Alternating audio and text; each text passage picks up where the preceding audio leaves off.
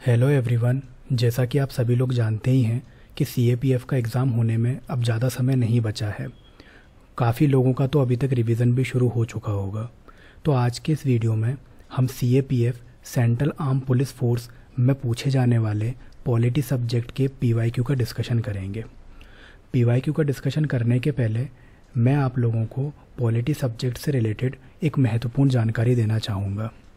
Polity से आने वाले क्वेश्चन चाहे किसी भी एग्ज़ाम हो, चाहे सीएपीएफ, सीडीएस, एनडीए, जियो साइंटिस्ट या यूपीएससी, सीएससी, आईएएस की एग्ज़ाम क्यों ना हो, पॉलिटी से पूछे जाने वाले क्वेश्चंस को हम 3 कैटेगरी में डिवाइड कर सकते हैं। फर्स्ट इजी, सेकंड मॉडरेट और थर्ड डिफ़िकल्ट। कोई भी क्वेश्चन हो, अगर किसी क्वेश्चन का हमको रिसोर्स पता है और उसी क्वेश्चन का हमको आंसर भी आ रहा है तो इस तरह के क्वेश्चन को हम इजी कैटेगरी के अंदर डाल देते हैं। अगर हमें किसी क्वेश्चन का रिसोर्स तो पता है पर हमें उसका आंसर नहीं आ रहा है तो इस तरह के क्वेश्चन मॉडरेट कैटेगरी के अंदर आते हैं। अगर कोई क्वेश्चन जिसका ना ही तो हमें रिसोर्स पता है और ना ही हमें उसका आंसर आता है तो इस तरह के क्वेश्चंस डिफ़िकल्ट कैटेगरी के अंदर जाते हैं। याद रहे फ्रेंड्स, ये जो डिफ़िकल्ट कैटेगरी के जो क्वेश्चंस होते हैं ये अक्सर करंट अफेयर्स से लिंक होकर के आते हैं, इसीलिए हमको ये क्वेश्चंस ज़रूरत से ज़्यादा डिफ़िकल्ट लगने लग जाते हैं। अब रही बात मॉडरेट कैटेगरी के क्वेश्चंस की, तो मॉडरेट कैटेगरी के क्वेश्चंस उन टॉपिक्स से मिलकर के आते हैं जिन टॉपिक्स पर या तो हमने हमारी प्रिपरेशन के दौरान अच्छे से टाइम नहीं दिया होता है या फिर हमने प्रिपरेशन के दौरान तो उन टॉपिक्स को अच्छे से पढ़ा होता है लेकिन हमने उनका रिवीजन अच्छे से नहीं किया होता है। तो इस तरह के टॉपिक्स हमको पता तो चलता है कि क्वेश्चन कहाँ से आया हुआ है लेकिन हम एग्ज़ाम में उनके आंसर्स नहीं दे पा रहे होते हैं। तो मॉडरेट कैटेगरी के क्वेश्चन होते तो ईजी हैं पर हम उन पर ज़्यादा ध्यान नहीं देते, इस वजह से वो क्वेश्चंस हमको मॉडरेट कैटेगरी के लगने लग जाते हैं। अगर हम ठीक ठाक तरीके से तैयारी करें तो ये मॉडरेट कैटेगरी के क्वेश्चंस भी हमको ईजी लगने लग जाएंगे। देखिए, इस वीडियो में मैं आपको किसी भी ट्रिक के बारे में इन्फॉर्मेशन नहीं देने वाला। ट्रिक के बारे में इन्फॉर्मेशन क्यों नहीं देने वाला, क्योंकि जब भी कोई किसी एग्ज़ाम की प्रिपरेशन करता है तो वो मिनिमम 1 से 2 साल किसी भी एग्ज़ाम की तैयारी करता है। यूपीएससी जैसे एग्ज़ाम्स की तैयारी करने में तो लोगों को 1 से 3 साल के बीच का समय लग ही जाता है। अब जब कोई व्यक्ति 1 से 3 साल तक लगातार प्रिपरेशन करता है तो उसका जो नॉलेज है वो बाकी लोगों से काफ़ी ज़्यादा ऊपर हो जाता है। उसका जो नॉलेज बाकी लोगों से ज़्यादा ऊपर हो जाता है, मतलब ज़्यादा अच्छा नॉलेज रहता है किसी भी सब्जेक्ट को लेकर के। तो मेरा ये मानना है कि एक बार आप अपने नॉलेज के साथ न्याय करके देखिए। आप कोई भी पीवाईक्यू का टॉपिक उठा लीजिए। मान लीजिए कि पॉलिटी सब्जेक्ट है और आपने सीएपीएफ 2024 का आपने क्वेश्चन पेपर उठाया हुआ है। अब आप इस क्वेश्चन पेपर में जो पॉलिटी के जो क्वेश्चंस हैं उनको अपने प्योर नॉलेज के साथ एक बार सॉल्व करने की कोशिश कीजिए। मैं कह रहा हूँ 100% आप क्वेश्चंस को सॉल्व करेंगे अपने प्योर नॉलेज के साथ में। जितना आप लोगों ने पढ़ रखा है उतनी ही पढ़ाई के साथ में एक बार आप पीवाईक्यू को सॉल्व करके देखिए, क्योंकि इतने समय तक आप लगातार तैयारी कर रहे हैं तो एक बार अपने प्योर नॉलेज के साथ में क्वेश्चंस को सॉल्व करके देखिए। आप लोग पाएंगे कि जहां से आप इतने समय तक तैयारी कर रहे हैं क्वेश्चंस बिल्कुल वहीं से आए हैं। देखिए, किताब तो आपको खोलनी ही पड़ेगी और आप जब खुद से किताब खोलेंगे तो आप पाएंगे कि ज़्यादातर क्वेश्चंस वहीं से आए हुए हैं जहां से आपने अभी तक पढ़ाई की हुई है।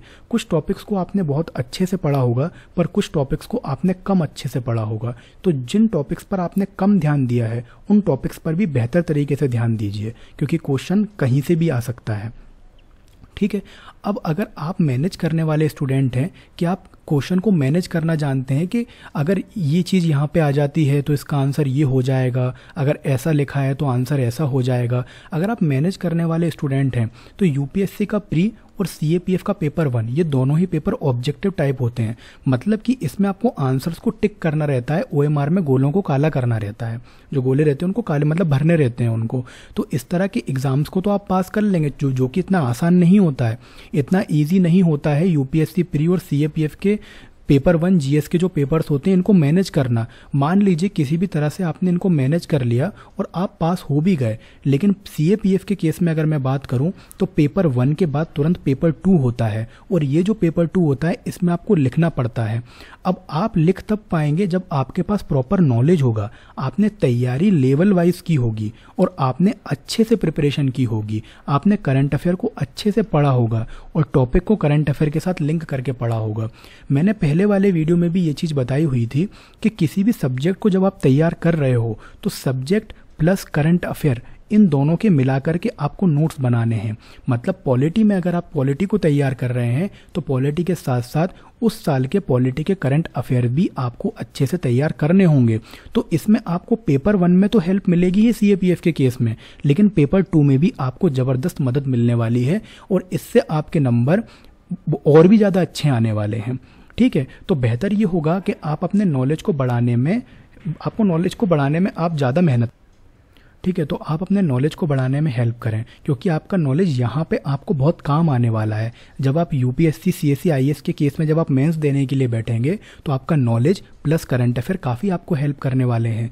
और सीएपीएफ के केस में जब आप पेपर 2 देने के लिए जाएंगे तो आपको आपका नॉलेज और जो सब्जेक्ट और करंट अफेयर का जो मेल जोल है ये आपको बहुत ज़्यादा हेल्प करने वाला है सीएपीएफ पेपर 2 के केस में। आइए हम इस वीडियो में आगे बात करते हैं। देखिए, जब भी जैसे कि आपने सीएपीएफ का फॉर्म भरा है, सीएपीएफ का आप पेपर देना चाहते हैं या आप सीडीएस का पेपर देंगे आगे चल के, या एनडीए का आप एग्ज़ाम देना चाहते हैं, अब यूपीएससी आईएएस का भी आप पेपर देना चाहते हैं, तो इस केस में आपको कहीं ना कहीं ऑफिसर बनना है। ठीक है, आपको कहीं ना कहीं ऑफिसर बनना है और ऑफिसर बिना पढ़े तो आप बन नहीं जाओगे। तो ये बात याद रखो कि शॉर्टकट ढूंढना बंद कर दो, आपको मेहनत करना होगी और आपको पढ़ाई करना पड़ेगी। हाँ, आपकी जो मेहनत है और जो पढ़ाई है उसको आप एक डायरेक्शन दें। अगर डायरेक्शन में मेहनत करेंगे, डायरेक्शन में अगर आप पढ़ाई करेंगे तो सफलता आपको अच्छी मिलेगी, बेहतर मिलेगी और बाकी लोगों की तुलना में आप जल्दी भी सफल हो जाएंगे।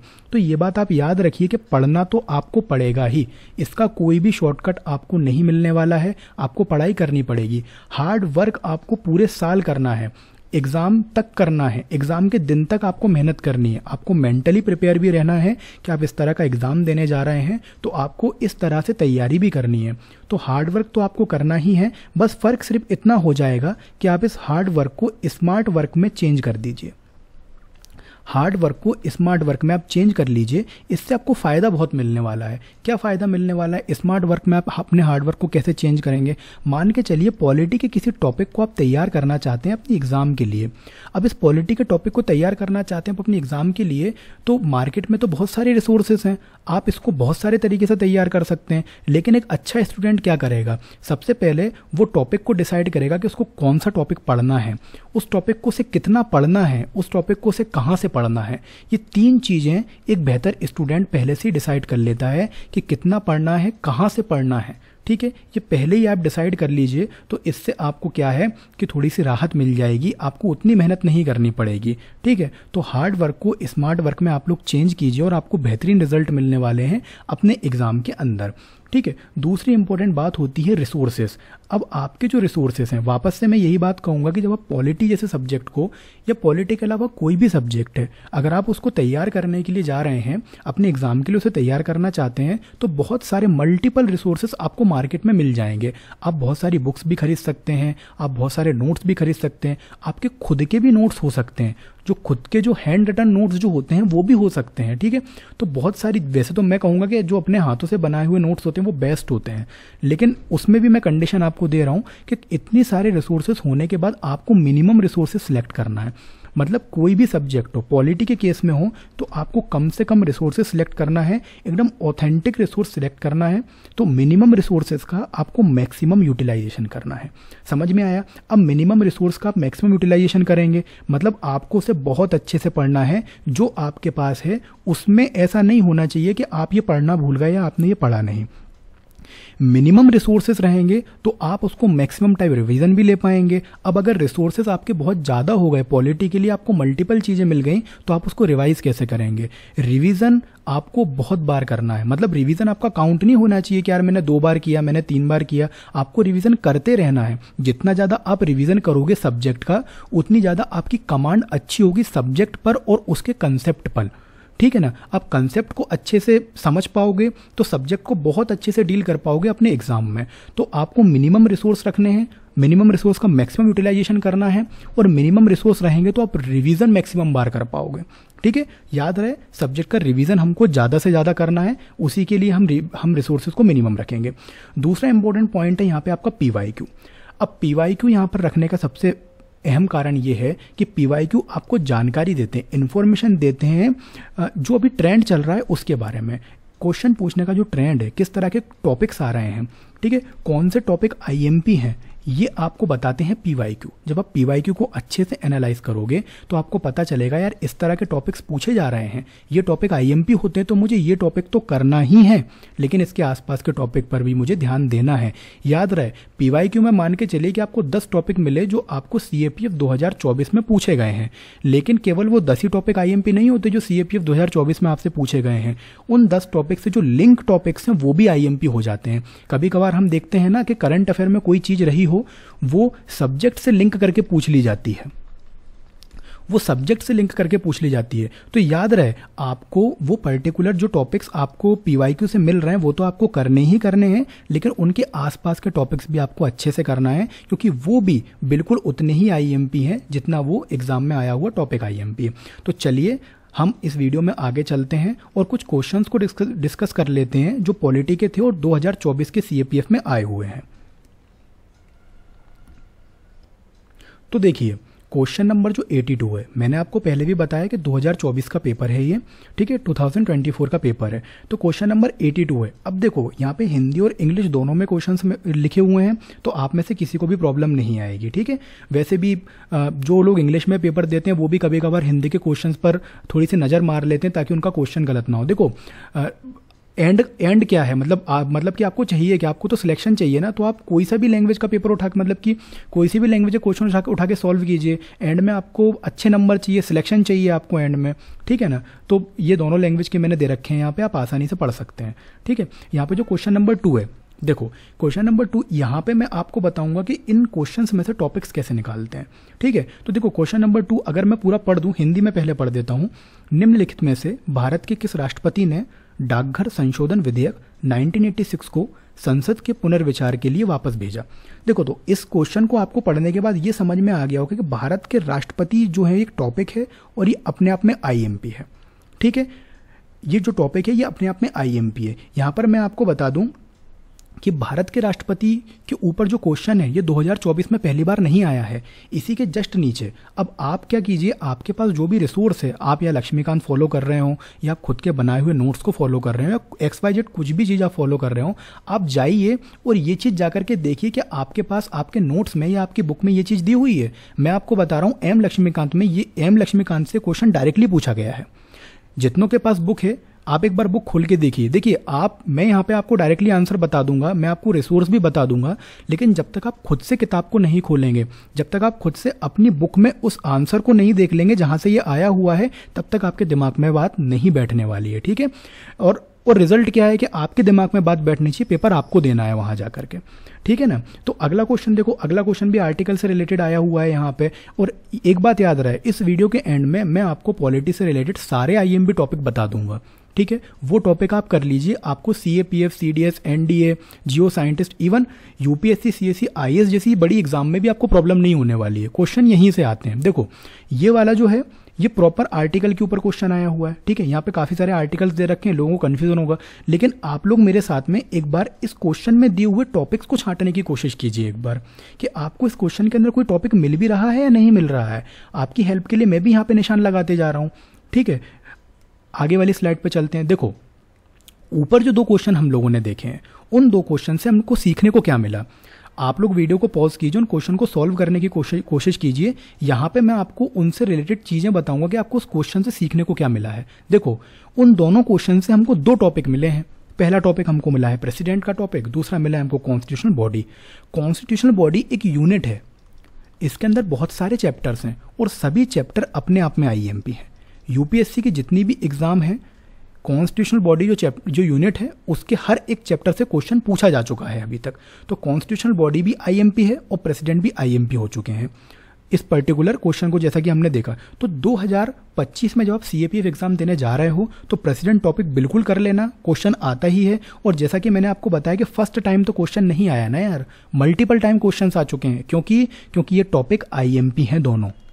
आप एक बार अपनी बुक में खोल करके इन टॉपिक्स पर एक नज़र मारिए, कॉन्स्टिट्यूशनल बॉडी जो यूनिट है उस पर एक बार नज़र मारिए, उसके अंदर जो चैप्टर्स है एक बार आप उनको ध्यान से देखिए, आपको उन चैप्टर्स के महत्वपूर्ण होने का एहसास अपने आप ही हो जाएगा। मैं यहाँ पे आपको ज़्यादा कुछ नहीं कहूँगा, आप खुद ही समझ जाएंगे कि वो टॉपिक्स कितने ज़्यादा आईएमपी हैं।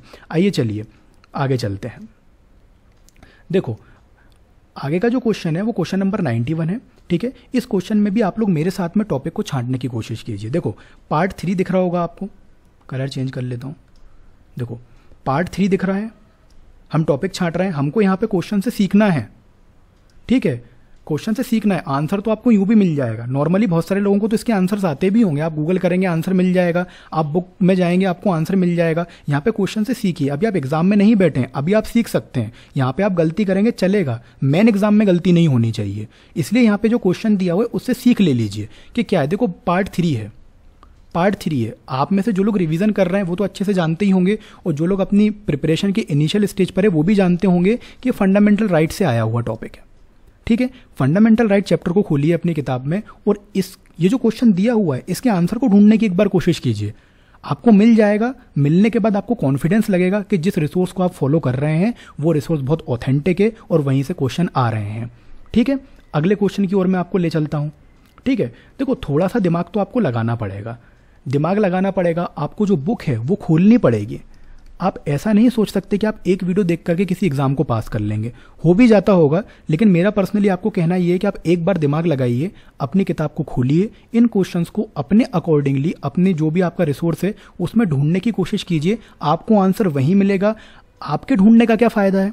आपके ढूंढने का फ़ायदा ये, जब हम खुद से कुछ एफर्ट्स लगाते हैं, जब हम खुद से क्वेश्चन को अपनी किताब में ढूंढते हैं, तो हमको उस पर्टिकुलर रिसोर्स पर बहुत ज़्यादा बिलीव हो जाता है कि ये हमारा रिसोर्स बहुत ऑथेंटिक है और ये हमको सक्सेस दिलाने वाला है आगे चल के, ठीक है। तो आपको बिलीव करवाना, सबसे पहले तो आपको खुद पर बिलीव करना जरूरी है कि आपने जो रिसोर्स बना है रिसोर्स पर बिलीव करना जरूरी है कि वो आपको एग्जाम में पास कराने वाले हैं, ठीक है। इसीलिए मैं बार बार आपसे कह रहा हूँ कि आप एक बार जाकर के अपनी बुक को ओपन कीजिए, ठीक है, और जितने भी ऊपर दिए हुए क्वेश्चन हैं उन क्वेश्चन को एक बार तलाशिए, आपको आंसर वहीं मिल जाएगा, आपका कॉन्फिडेंस बढ़ने वाला है और एग्जाम में बहुत अच्छे नंबर आप लाने वाले हो, ठीक है। चलो आगे चलते हैं। अब देखो क्वेश्चन नंबर 94 क्या कह रहा है, सभी लोग क्वेश्चन नंबर 94 पे ध्यान दीजिए। क्वेश्चन नंबर 94 क्या कह रहा है? इस क्वेश्चन नंबर 94 में मैं आपकी सिर्फ इतनी सी हेल्प कर सकता हूं कि यहाँ पे लिखा राइट टू इन्फॉर्मेशन। सभी लोग वापस से अपनी बुक खोलेंगे, अपनी बुक में इस क्वेश्चन को, इस पर्टिकुलर टॉपिक को ढूंढने का प्रयास करेंगे, थोड़ा सा देखने की कोशिश करेंगे कि आपको मिल भी रहा है कि नहीं मिल रहा। यहाँ पर आप क्वेश्चन सॉल्व करो और क्वेश्चन सॉल्व करने पे आपको 3, अभी जैसे कि जिसको भी आ रहा है वो अभी क्वेश्चन को सॉल्व करें और 3 रिजल्ट पर पहुंचना है हमको। क्या ये क्वेश्चन ईजी है, क्या ये क्वेश्चन मॉडरेट है, या ये क्वेश्चन डिफिकल्ट है। शुरुआत में मैंने आपको बताया कि किसी भी क्वेश्चन को ईजी कैसे पता करते हैं कि क्वेश्चन ईजी है, मॉडरेट कैसे पता करते हैं कि क्वेश्चन मॉडरेट है, या डिफिकल्ट कैसे पता करते हैं। किसी भी क्वेश्चन, जो भी क्वेश्चन आया हुआ है उसके रिसोर्स और उसके आंसर पर हम ये तय करते हैं कि ये क्वेश्चन ईजी है। अगर रिसोर्स भी मिल गया, आंसर भी मिल गया, मतलब जहां से क्वेश्चन आया वो जगह भी मिल गई और आंसर भी मिल गया, तो क्वेश्चन ईजी है। अब रिसोर्स तो मिल गया लेकिन आपको आंसर नहीं मिल रहा है, तो इसका मतलब क्या हो गया कि ये क्वेश्चन मॉडरेट हो गया। तो इसका मतलब क्या है, रिसोर्स मिल गया, अगर आपको अभी भी आंसर नहीं मिल रहा है तो इसका मतलब आपने उस टॉपिक को ठीक से नहीं पढ़ा है। तो मेरा ये मानना है कि एक बार टॉपिक को ठीक से पढ़ें, ये क्वेश्चंस आपकी यहाँ हेल्प करेंगे। जब आप ढूंढेंगे ना तो आपको कभी लग रहा होगा यार ये आईएमपी है, ये पढ़ लेता हूँ, ये आईएमपी नहीं है तो इसे छोड़ देता हूँ। पता चल रहा है कि पीवाईक्यू में वही आ रखा है जो आपके अकॉर्डिंग आईएमपी नहीं था, ठीक है। तो भैया आपके अकॉर्डिंग तो आईएमपी नहीं है लेकिन वो एग्जामिनर के अकॉर्डिंग आईएमपी है, तो अगर एग्जामिनर के अकॉर्डिंग आईएमपी है तो आप उसको पढ़ लो। तो यहाँ पर इस वीडियो में जब आप इस वीडियो खत्म करने के बाद जब पीवाई को देख के हेल्प से जब बुक को देखने के लिए जाओगे तो आपको ये समझ में आ जाएगा कि जितने टॉपिक आपने छोड़े हैं वो छोड़ने लायक थे भी कि नहीं थे, और अगर आपने कुछ भी नहीं छोड़ रखा तो ये कॉन्फिडेंस बढ़ा देगा। सही है ना। देखो 93 वाला क्वेश्चन क्या बोल रहा है, 93 वाला क्वेश्चन म्युनिसिपैलिटी से आया हुआ है। ये schedule caste and schedule tribe के ऊपर क्वेश्चन आया हुआ है म्युनिसिपैलिटी से। क्या ये क्वेश्चन पहली बार आया हुआ है? एक बार खुद से पूछ के देखो, नहीं ये पहली बार नहीं आया और ना ही ये आखिरी बार आ रहा है, ये आने वाली एग्जाम्स में भी आता रहेगा। इस बार म्युनिसिपैलिटी से आ गया, हो सकता है 2025 के सीएपीएफ में पंचायती राज से क्वेश्चन आ जाए। तो आप यहाँ पे इन टॉपिक की अहमियत जानने की कोशिश कीजिए, कितने आईएमपी टॉपिक्स हैं ये। ठीक है, ये देखो फाइनेंस कमीशन के ऊपर क्वेश्चन है, बुक खोलो और चेक करो फटाफट से कि इसका क्या आंसर हो सकता है। अगला क्वेश्चन आप देखो, मैंने आपको शुरुआत में बताया था कि आपको कोई भी सब्जेक्ट को प्रिपेयर करना है, आप किसी भी सब्जेक्ट को प्रिपेयर करना चाहते हैं, इस पर्टिकुलर केस में आप पॉलिटी को प्रिपेयर करना चाहते हैं, तो आप क्या करो कि पॉलिटी तो पढ़ ही रहे हो, साथ में पॉलिटी से रिलेटेड करंट अफेयर भी आप पढ़ो। तो जब आप पॉलिटी से रिलेटेड करंट अफेयर भी पढ़ोगे और पॉलिटी की जो मेन थ्योरी है वो भी आप पढ़ लोगे, तो आपको तो डबल फायदा हो गया। इसका मतलब आपका जो क्वेश्चन है वो किसी भी कीमत पर बाहर नहीं जाने वाला है। प्रिपरेशन आपको ही करनी है, तैयारी आपको ही करनी है, दिमाग मैंने आपको बोला है कि आपको लगाना ही पड़ेगा कैसे ना कैसे करके, ठीक है ना। तो किसी भी सब्जेक्ट की आप तैयारी करो, उस सब्जेक्ट के प्रॉपर तरीके से नोट्स आप लोग बनाइए, ठीक है। उन नोट्स में आपको करंट अफेयर को ऐड करना है और ये आपके प्रॉपर नोट्स हो जाएंगे और इसके बाहर से क्वेश्चन नहीं जाता है। नॉर्मली तो नहीं जाता है, कभी कभार एक दो क्वेश्चन तो बाहर जाते ही हैं, ठीक है, पर जो मेजोरिटी ऑफ क्वेश्चन है वो कभी बाहर नहीं जाते। तो नोट्स बनाइए, करंट अफेयर ऐड कीजिए, क्वेश्चन बाहर नहीं जाएंगे। उसी का जीता जागता एग्जाम्पल है ये वाला क्वेश्चन, क्वेश्चन नंबर 96। इसको सॉल्व कीजिए, ठीक है, आपको सॉल्व कीजिए और बुक के अंदर ढूंढिए कि आपको कहाँ से मिल जाएगा, ठीक है। अब मैं सबसे इंपॉर्टेंट चीज़ की बात करता हूँ कि वो आईएमपी टॉपिक्स जो यूपीएससी के बहुत सारे एग्जाम्स में हर साल पूछे जाते हैं, ठीक है। कई बार ये टॉपिक्स रिपीट भी होते हैं, तो हम इनको रिपीटेड टॉपिक्स भी बोल देते हैं कि यार ये टॉपिक 2023 में आया था तो 24 में आ गया, 25 में आ गया और आ जाएगा और आगे भी आता रहेगा, ठीक है ना। लेकिन मैं आपको बोल दूं कि ये जितने भी टॉपिक्स हैं यही टॉपिक आईएमपी हैं, इन्हीं टॉपिक से हर साल क्वेश्चंस पूछे जाते हैं, चाहे वो आपके प्रेसिडेंट वाला चैप्टर हो, चाहे फंडामेंटल राइट हो, फंडामेंटल ड्यूटी हो या डीपीएसपी हो, ठीक है ना। जितने भी टॉपिक इस पर्टिकुलर वीडियो में आपको दिख रहे हैं ये सभी के सभी टॉपिक बहुत ही आईएमपी हैं, आप इन्हें कर लीजिए। जिन लोगों का रिवीजन चल रहा है वो इन टॉपिक्स पर एक नज़र मारिए बहुत अच्छे से, और जो लोग अपनी प्रिपरेशन के इनिशियल स्टेज पर हैं वो इन टॉपिक को बेहतरीन से नोट्स बना कर करंट अफेयर को ऐड करके तैयार कर लीजिए। यहाँ पे ये 4 टॉपिक भी अपने आप में बहुत आईएमपी हैं। सीएपीएफ, सीडीएस, एनडीए जैसे एग्जाम्स में डायरेक्ट क्वेश्चन आ जाते हैं, यहाँ से पार्ट्स पर डायरेक्टली क्वेश्चन आ जाएगा, शेड्यूल पर आ जाएगा या आर्टिकल्स पर आ जाएगा। आर्टिकल्स के तो इसी वीडियो में 2 क्वेश्चन अपन ने देखे हैं अभी, ठीक है। तो यहां से क्या निकल के आया कि जितने भी मैंने अभी टॉपिक्स के बारे में चर्चा की ये सारे के सारे टॉपिक आईएमपी हैं। आप आराम से मजे के साथ इन टॉपिक्स को कंप्लीट कीजिए, ठीक है। ये टॉपिक आने वाले एग्जाम्स में आपकी बहुत हेल्प करने वाले हैं, ठीक है। तो आज की वीडियो में इतना ही, अगले वीडियो में मैं और भी टॉपिक्स लेकर के आऊँगा डिफरेंट सब्जेक्ट्स को लेकर के। तो आज की वीडियो में इतना ही, थैंक यू वेरी मच,